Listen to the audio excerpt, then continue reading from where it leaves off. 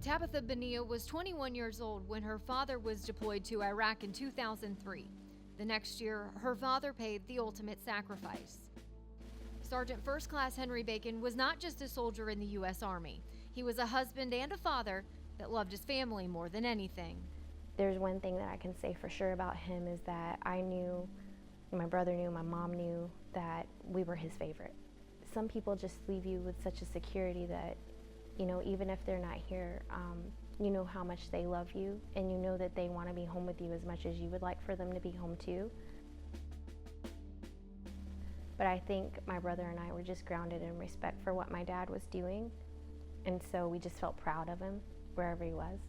Sergeant Bacon was stationed at Fort Hood when planes crashed into the Twin Towers, the Pentagon, and on a field in Pennsylvania on 9/11.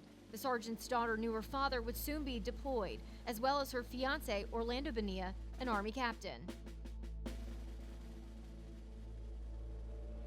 I remember going to work and crying and saying, I could lose them.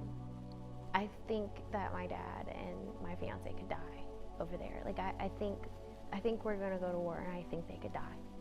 And I remember being devastated. Sergeant Bacon remained patient, waiting for his call to go overseas. The sergeant was deployed to Iraq. This deployment was different. This deployment meant war. My dad's deployment to me was that regardless of what, you know, politics and all that was going on around us, service members serve because they love their country and they love their families. And they're willing to go and risk anything to make sure that we get the luxuries we get every day. So how did I feel about him being deployed? I felt proud of him. I felt like he was my hero.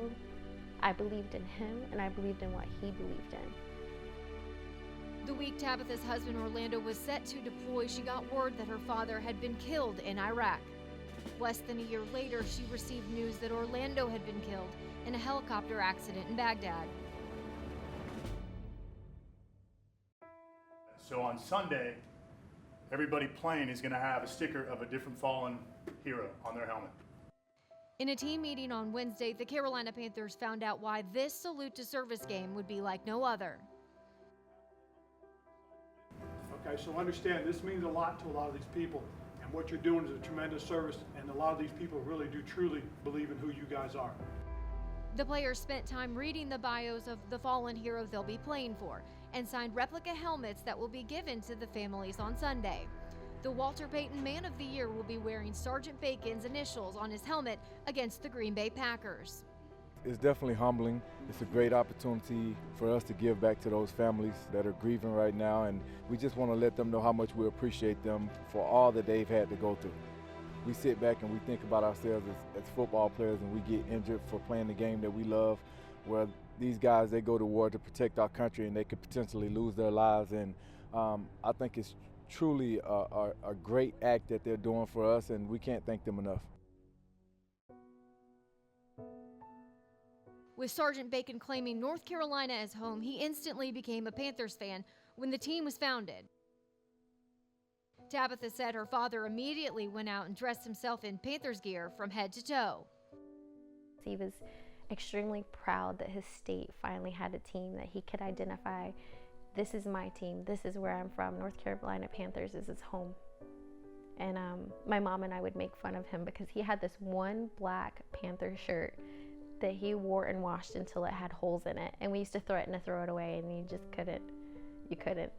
It's his favorite thing to wear. The helmet and the sticker with her father's initials means so much to Tabitha and her family.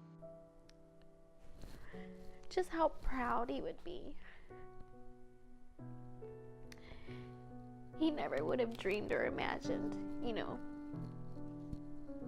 that a team he loved so much would have done something for him, I think. My dad was one of the most humble people ever, so I think this would just be such a great honor to him.